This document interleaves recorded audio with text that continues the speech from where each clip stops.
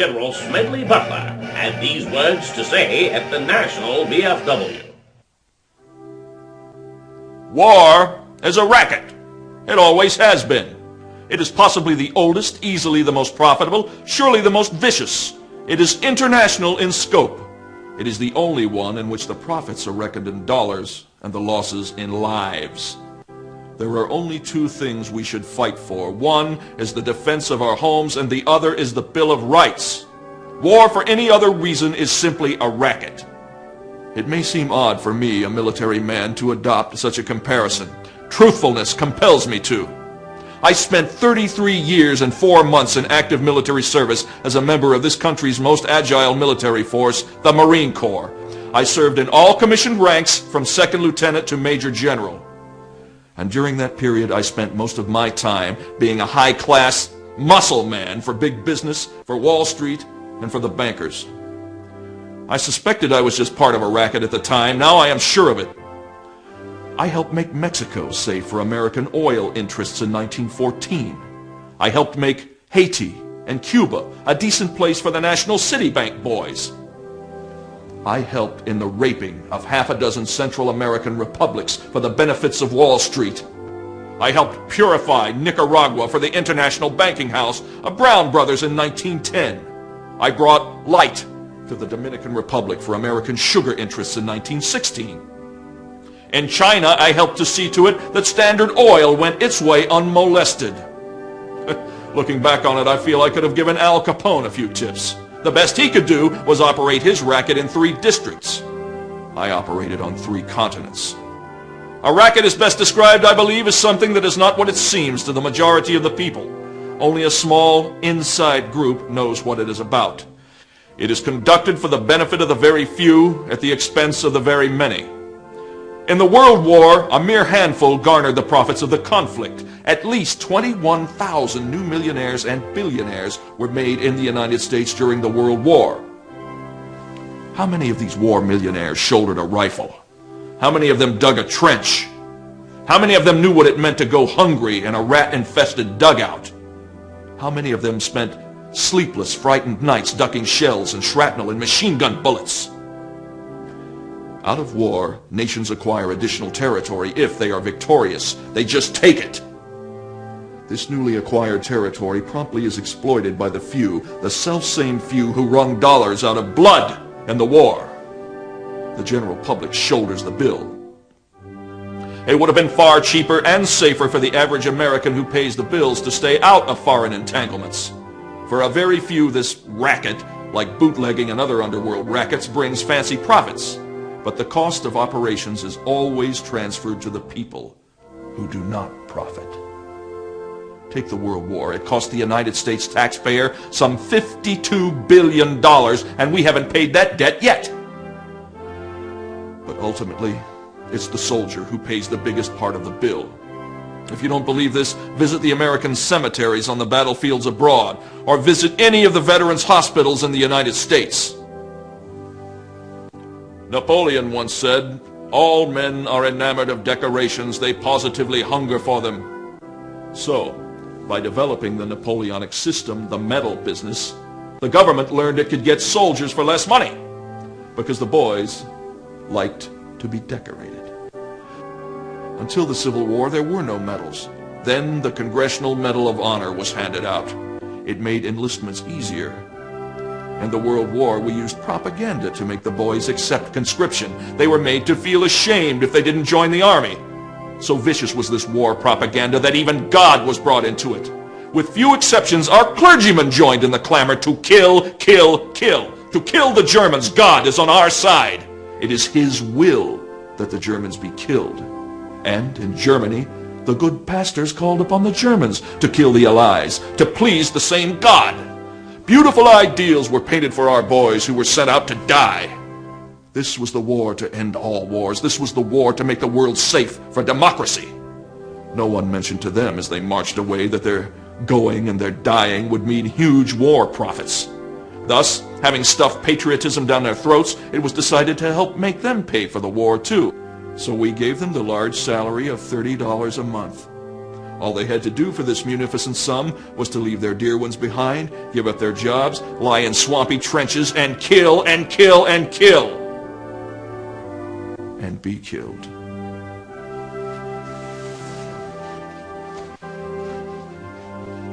Well, war is a racket, all right. Again, he had a very distinguished career in the Marine Corps and really shown. He won the Congressional Medal of Honor twice, which speaks volumes, I think, to his personal courage. And in that speech, he also obviously was taking on a lot of very powerful special interests, and that speaks to his courage as well. And apparently there was an attempt to have a coup against Franklin Roosevelt, who, well, we would say, gee, Roosevelt himself actually did things that could be considered to be akin to a coup, and many, really usurped power in some very, very bad ways. And some of the people that wanted General Butler to lead this were also calling for sound money. And we say, well, gee, sound money, that's a positive thing. But despite that, he felt that it would be obviously wrong to have a military coup, and he was certainly right in that, and so he did not do that. It comes up, and of course, Butler talked about this, that famous Latin phrase, cui bono, who benefits. He talks about essentially the military-industrial complex. That's still the case today. The financiers, the bankers. We look at the Federal Reserve System. All those people are involved in that sort of thing. And there's the famous quotes that are attributed to the Rothschilds, where they said, well, we financed the sides of both wars. That was apparently frequently the case. Overseas dictators and expansionist regimes benefit from this, because frequently what we'll find is when Americans are put at risk overseas in these battles, or even if there are no battles, but they're there in bases, propping up of some regimes that we would find to be truly odious, or at least we would if it weren't that we would be told how great they were, until the people in Washington then have a disagreement with them, and then of course then we were for them before we were against them, then we're against them before we were for them, and that sort of thing. The mainstream media and various FAO experts, including people that the great Gerald Celente calls prostitutes. And one of the things that you'll find when you research this, and there have been a number of articles on this, when you watch through the major media, including on cable television, or listen to nationally syndicated radio programs, there will often be folks presented as objective experts who have what will be undisclosed self-interest in promoting war, in promoting foreign intervention. Sometimes they are people who are previous military officers who are now working for munitions manufacturers and people in the military-industrial complex. Other times they are people like this one lady who was really trying to push intervention in Syria, and she was going to Congress and they were having her testify as if she was somebody that was just really objective about all this sort of stuff, but she was trying to push this sort of thing. The political power mongers and the bureaucrats are frequently in favor of this, because what ends up happening is when there is war fever, they will attack our liberties, both our civil liberties, and you heard about the NSA situation. We're going to talk about the NDAA as well. But these things always come up when there's war fever, because we all have to join together, they say, against the other side. What they do is they propose, let's you and him fight. This is what the people in power say. And by you and him, they mean us and the ordinary people overseas. And then because of that, they say, well, gee, you better let us do all these different things to keep you safe. You are a patriot. You're not going to complain about what we're doing in the government because we're out here. We're watching out for you. And we know that's a bunch of nonsense. But that's their propaganda. And of course, we have all the petty bureaucrats who benefit from that as well. Next slide, please. Okay. And another thing, and this, but we have a pie chart here. And it shows the top 10 shares of world military expenditure, and this is from 2010. And I think I've seen some that are more recent, and I couldn't find them when I was putting this together. But you see, and then they talk about military expenditures, which is very different from defense expenditures. Everybody understands and is in favor of defense and being able to defend ourselves, but a very large proportion of what we're doing is for military adventures overseas that do not help with our defense and actually put us at greater risk, because they help to sow the seeds of conflict and unhappiness with us amongst foreign people. Yet, when we look at the total there, you see in 2010, the idea was that about 43% of these expenditures were American, and you can see all these other countries that they said that the next 9 combined, it didn't equal as much as this country was spending on military expenditures. And so I think that's a very eye-opening graph, and there have been a number of ones that have come out since then that support that idea, and I think they show one area, certainly economically, and in terms of the expenditures in our government, that we should really be looking at. It would benefit everyone. It would probably help the cause of peace. It would certainly help our economic situation, and it would reduce the burden that government places on us as savers, as investors, and as taxpayers if we were able to get that spending under control. Well done, sir. Okay. Well, here's a little illustration talking about what General Butler was talking about, that these aggressive wars are good for the few. Today we hear about Halliburton, but there are a lot of different examples you can come up with, whether it's certain corporations or certain government bureaucracies, certain media conglomerates, but bad for most. Next slide, please. Right, so who pays, really? Who pays the price for all of this? So the American family pays the price in terms of the strain on the family with these overseas commitments that are made, where the families are broken up, in terms of the price paid by the American military personnel, in terms of the death and the dismemberment, and of course the poor people that are prisoners of war just go through these horrible things.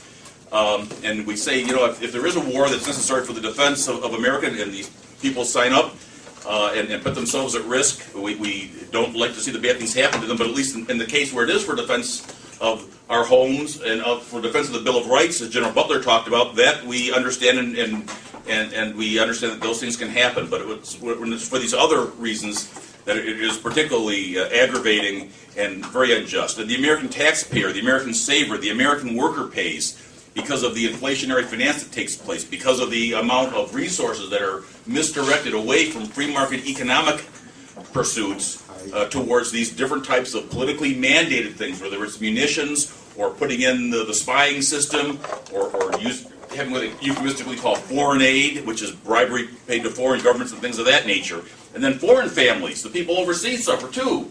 They suffer when the wars take place in their territory. They suffer when they have to live underneath dictatorships overseas that get propped up. So there's a long list of people who suffer and have to pay for this sort of thing. Next slide, please. Yes, thank you. Okay, U.S. military casualties. I found this slide through 1991.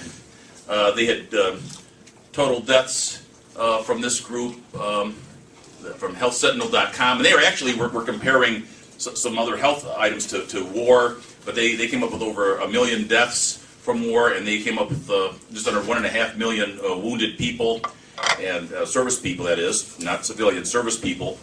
And you look at these different wars, you know, when you find out the history of the Mexican War, the War of 1812, the Spanish-American War, the actual situation was much different than what we're typically told through media and through our indoctrination system in schools and government schools. The Spanish-American War, the World War I, you know, with Woodrow Wilson saying, "Oh, I kept us out of war," and of course, as soon as he got reelected, in we went, and then we now know through historical things that that was the plan all along. And of course, World War I sowed the seeds for World War II. And by the way, if you have a chance to read Pat Buchanan's great book, The Unnecessary War, I recommend it. It's a great read, and it really is one of the many illuminating things. And interestingly, between World War I and World War II, not only did General Butler speak out about this, but there was a whole group, and there was a phrase that was coined about revisionist historians. Really, they were restorative historians, and what they were doing was making sure that people understood the truth of what had happened. And so between World War I and World War II at universities and in some of the magazines and that sort of thing, and among some of the military weapons, when you have a lot of overseas conflicts, and when you have an empire, as we have today, which we're not supposed to have, but we have anyway, the same types of things that you see happening overseas. So things that you might see on the nightly news, maybe that are happening to people in Iraq or people in Afghanistan or some of these other countries, those things eventually are imported back home. This is what the people in the British Empire found. In fact, they were very concerned. William N. Grigg does a lot of very interesting work on this, and he wrote something about the advent of police. That there have been sheriffs, of course, but the police, the modern police forces, he said, actually a fairly recent innovation, and it was in the apparently in the 19th century, and the people in England and Ireland and Scotland, some of them were concerned that when they had the blue uniform police, they would be the domestic version of the red-coated soldiers who were overseas, and that they would then be put at the end of the bayonet at home. If you look at what's happening today in America, there are many instances of things that are happening. You can see them on the news sometimes, on Facebook, or get spread around on emails, of things that are happening that are just outrageous to people here at home. And they are being treated in a way that is not proper for free people, or just as human beings treating one another. And so we're seeing a lot of the things that are happening to the folks overseas now beginning to happen here to people at home. This also leads to reduced harmony among people, including people in America, the way we're looked at by people in these other countries. And it's very sad, because usually what you find is, when they're asked, what do you think about America, and what do you think about the American way of life, it's actually quite popular. You know, as Ron Paul, the chairman of Campaign for Liberty, would say, and when he was on the campaign trail, freedom is popular. That's why so many people came here from overseas. It was a great irony of the 19th century that a lot of the folks that left Europe and came here because they didn't like all the European wars. They didn't like all the centralization that was taking place. When Otto von Bismarck was taking those independent German states, cobbling them together in a greater Germany, and we know what that eventually led to. But they didn't want to be involved in all those sort of wars and enforcing that kind of a tyranny. Then they come here, and in the 1860s you have the violent counter-revolution against the Jeffersonian Constitutional Federal Union. And they probably didn't like that at all. But it also leads to, again, problems of people where you say, gee, if the people were just left alone by the governments, folks would get along fine internationally around the world. But the problem is that too many people, unfortunately, even though it's a relatively small group of the population, there are too many who have that, which is Napolitano, and I think St. Augustine called the lust to dominate, and this is the result of that. So it leads to the planting of seeds from one conflict, plants the seeds for the next. And this is World War I and World War II are two great examples of that. Also, because they bailed out the Soviet Union essentially in World War II, then you had all the problems with fighting communism, the Korean War, the Vietnam War, and then of course we know what happened in Afghanistan and how that, the famous CIA concept of blowback happened from that. Next slide, please. All right. And, there's lies, damned lies, and statistics. And we get a lot of these things, but the real price, you see the young lady there grieving at the grave of a loved one. And I thought that was a very graphic way of showing in America what has happened so frequently and so unjustly and excessively. Next slide, please. I was also looking for some slides to show what's happening overseas. Some of them were just so heartrending, including what happens to the young children and the babies in Fallujah and other places in Iraq because of the uranium-related weapons. I just didn't have the heart to put it up there. Plus, we've all just been eating. But here was a slide talking about causes of death in Iraq. What has happened there is a real tragedy. It's an outrage. You look at Fallujah, you look at the amount of death and violence that happened as a result of war. And it skyrocketed, of course, after the invasion. But even today, even with all the talk about the surge worked and what had happened over there, violence is escalating. People are concerned because, as it turns out, these great masters of the universe who said, well, we got to go in and knock off Saddam Hussein, because even though he was our buddy and we were working with him, well, now there's another political agenda at work, and we have to knock him out. And then they're all surprised when, in Iraq, when they get rid of the Ba'athist regime, which was non-secular, had a lot of Sunnis involved in it, though, and the Christians of Iraq, along with some Shia. But now you have a much more Shia-oriented government. And now these brilliant people in Washington, D.C. are shocked, I tell you, that the Shia government of Iraq and the Shia government of Iran are actually pretty close. And when we used to have American leaders who had to sneak into the country, into the covered darkness of night, and unannounced, the Iranian leaders could go in back and forth, and that was never a problem for them. And now they have got a whole new strategic problem they're worried about. Talk about planting seeds. They're all worried about the Shia crescent, But again, these are problems of their own making, and the people that pay the price are the American people here at home, and these poor people overseas who are suffering and have had so much death and destruction raining down on them, whether it's in Afghanistan, in Iraq, in Syria, country after country after country. Thomas Jefferson said regarding slavery, he said that believing in a just God, he trembled with fear for what would happen to this country. And I wonder what he would say today about situations like this. Next slide, please. All right, well, among the prices that we pay here at home, we heard about what's happening with the NSA, the destruction of the Fourth Amendment, and the right to peaceably assemble. Well, we also have this situation now where the politicians are saying, again, importing to this country, they're saying, oh, America's the battlefield.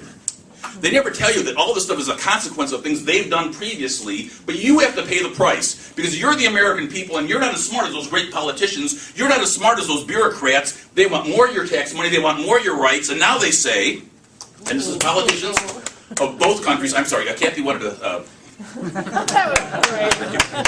So now they say, we're going to go after all your rights, and unlike what Jefferson wrote in the Declaration of Independence, that we are born with unalienable rights, they say we are born with contingent liabilities. They talk about responsibility to protect, that if there's some conflict overseas, it's politically expedient for them to get us involved, they'll do that, and you just have to go out and do that because that's your responsibility. The unborn, they say, are born with that obligation. That's an outrage. They also say that for the unborn and for the people that are alive today, they have the right, they have the power to take away all of the rights that were granted by God or part of our humanity for those that are not faith-based. But they say all of those protections that were written into the Bill of Rights, specifically to protect our freedoms and our liberty, are inoperative if they say so. And so they wrote in the 2012 NDAA, in section 1021 and 1022, that they took this bill that usually just funds the military. And by the way, I saw a stat today, the 2013 NDAA apparently cost everyone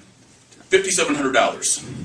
That's your direct bill for this year to support this empire that is getting people killed overseas, getting Americans killed, and putting Americans at risk and taking away our freedom.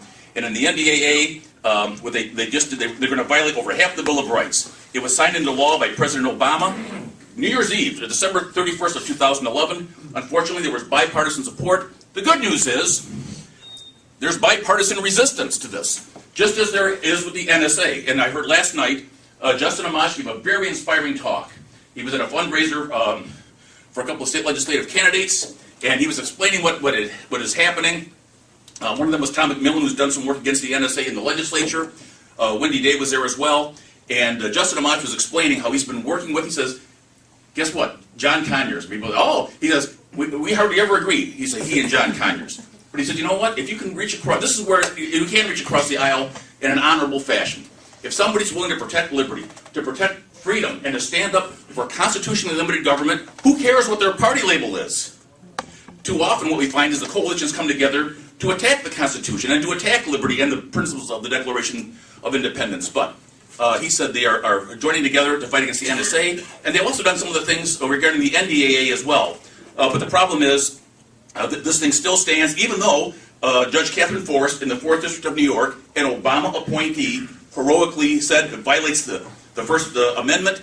Tangerine Boland, who's in the group that Shane talked about, was part of that Freedom 7 lawsuit. Mostly leftist type of journalists. But again, there's a broad coalition that's involved in this Campaign for Liberty 10th Amendment Center, along with these people on the left. And all sorts of folks are involved in this fight. And it's a very, very important one, including people against the NDAA.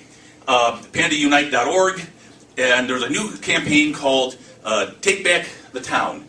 And some very interesting things happened. They got resolutions passed in Albany, New York, Oxford, Massachusetts, and Worcester, Massachusetts. And we're going to look at those resolutions here in a moment. So if you can go on to the next slide, please. Oh, yes, and of course, Randolph Bourne's famous comment, war is the health of the state. And we'll move on from there. Okay, he said that. Many people, our contemporaries are saying, well, the state is the health of war. The great Robert Higgs of the Independent Institute wrote a wonderful book called Crisis and Leviathan. And he was talking about how the Leviathan state creates a crisis, uses the crisis to demand more power, creates additional crises, and onward, and so forth and so on. Okay, we talked about the political class and their powerful patrons. They benefit from the aggressive wars, and they keep us all in a fearful, agitated state, so they can keep doing that sort of thing. Next slide, please. Okay, Madison said, no nation could preserve its freedom in the midst of continual warfare. And that's something to think about today, because that's just about what we've got, frankly. And that's what the plans are for, apparently, as well. Battlefield here at home never ending, and warfare overseas never ending. Next slide, please. Okay, so what can we do about it? Number one, we should enforce the constitutional requirement for congressional declaration of war before the president initiates hostilities. Secondly, comply with Christian just war theory and the laws of war, which say that you are justified in going to war if you're attacked and for self-defense. Absolutely, you should do that when done under proper authority. We should support our state militias. This was an idea that the founders had. and bring the Guard home. The idea was that if we did not have a centralized, strong military structure that would allow the executive to go overseas and cause problems, we would less likely have foreign conflicts, but there might be need to defend against an invasion or something. So the state militia should be there, and the people should be well armed. And I think those were sound concepts. We need to audit the Fed, because the Federal Reserve is a very important linchpin of all these problems. They could not finance this just through taxation. The people would revolt. Even in what was previous to a couple of years ago, the somnolent state of most folks, they wouldn't have put up with that sort of thing. But with central banking, they can do it through inflationary finance, through fraudulent ways of diminishing the value of the currency, issuing all sorts of debt, buying the debt themselves, making it up out of thin air. And that's how they do that sort of thing. We need to defeat the national surveillance state. So the work Shane's talking about is so important. That Turn It Off campaign in Utah and other places. And we need to take back our towns, as I mentioned earlier, by fighting against the laws of war being instituted here. We need to declare in our state, in our constitutional republic, we need to declare that Michigan is not a battlefield. The Constitution and natural laws do apply here. Next, please. Okay. Thank you. Walt Whitman, a famous poet and that sort of thing. And I think he was around during Lincoln's time. Leaves of Grass and all that. Well, he also said, resist much and obey little. And that's a meme from the 10th Amendment Center. I think Shane designs these in his spare time. But that's what we need. We need to resist much and obey little, because they're supposed to be obeying us, not vice versa. Next, please. Okay, so what to do? We need to restore federalism. We need to nullify the empire. We're supposed to be a federal union of constitutional republics. We are free people. That is a legacy we have that we need to defend. We would be shirking our duty if we did not do it. And we can do that through personal, local, and state resistance. Restore federalism, which means that the sovereignty starts with the people. Then they delegate some to their local political society or community. And then that delegates some to a general group, which is what they did, both with the Articles of Confederation and then, once again, with the constitutional situation. Okay, and the Declaration of Independence says that we are not to be free and independent states and people.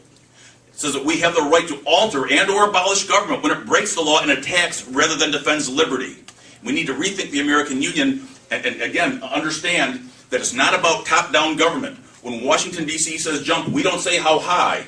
They're supposed to work for us in very limited ways. They have 30 enumerated powers. When they're outside of that, we must draw them back in and enforce the law. Next slide, please. Okay, now, one thing that happened is heroic, and I urge all of you to utilize this wherever you can, whatever political party you're in, and whatever organization you're in. But in the 9th Congressional District, the Executive Committee had a statement that basically said, we have not been attacked or threatened by Syria. We should not be going to war there. If the president wants to go to war, he needs to get a constitutionally mandated congressional declaration of war properly done after full and open disclosure and debate. Okay, now this, there are two of them if you have the handout. There is the first one here, which I believe is the one that I came up with, and then Dan Bernard, Jason and I are on the committee, the bylaws or issues committee or whatever it is. And so and then the next page I think is his, is the one that actually passed. This is pretty good stuff here. And I think that the reason this is important is the Syria thing might be in abeyance for the moment. There will be other conflicts. There was the Libyan situation. I'm not even talking about Benghazi, but before that, where Obama got us in there and took us to a new low. Not only did not go for authorization, he didn't even inform Congress. I'm going off to Rio. I will tell you when I get back. I mean, it's outrageous. Yeah, it is outrageous. Absolutely, Ken. Yeah, Ken Lloyd is absolutely right about that. So I say be inspired by Ken Lloyd and do what the 9th District did. And we need to all and we have to do it. We should get the Democrats involved, everybody involved in this. Libertarians, Greens, Socialists, everybody needs to do this to protect the people and protect for life, liberty, and the pursuit of happiness. Next slide, please. And we have examples of it right here. Dr. Ron Paul, American hero, he has fought continually the same fight that was fought earlier by Jefferson, by Madison, by Robert Taft, the great Republican senator from Ohio, and at one time by Arthur Vandenberg, who was a Republican senator from Michigan, though he later went over to the other side on this, I guess. But the idea of the non-interventionist foreign policy, and that we protect our country. People that want to be involved in other conflicts are free to do so, if that's what they want, but not to put the rest of us at risk. And they have to follow the law. They put the right hand on the Bible. They take the oath of office. And if we got to have a war, they got to follow the rules. And no more of this usurpation by these people. They're criminals when they do it, and God bless Ron Paul for standing up for all of us. Next slide, please. All right, and he just wrote recently what cannot be said about Iraq, and we have that there too. When you read the whole thing, if you go to the next page, I mean, it's very excellent stuff. It is. There we go. So the interventionists have neither learned the lesson from the debacle nor have changed their tune, and maybe some of them don't want to, but they may have a very slow learning curve, but they've done the wrong thing. It's had horrible consequences, and as he said, we must not allow them to replicate this over and over again. And he's absolutely right about that, so I've got that in there too. Next slide, please. Okay, audit the Fed. And so here's another thing, another action point, just like with getting the pressure on them to say, live by the Constitution and get declaration of war if you think we need to go to war, and explain yourself, sir. Also, audit the Fed. The time has come. Here's some information on that. And this is a good point for me to point out that when it comes to getting congressional declarations of war and auditing the Fed, these are definitely Campaign for Liberty approved ideas. Some of the things that we had are things that we're all familiar with philosophically, might agree with, but they may not be explicitly Campaign for Liberty. But this certainly is about audit the Fed, why it's so important to get that transparency, that they have no right to keep the stuff hidden, and it's had terrible consequences for us. Next page, please. So demand complete transparency. Right now, the fight's going on. You heard Congressman Metavolio talk about it. It's coming up in the House. It's coming up in the Senate.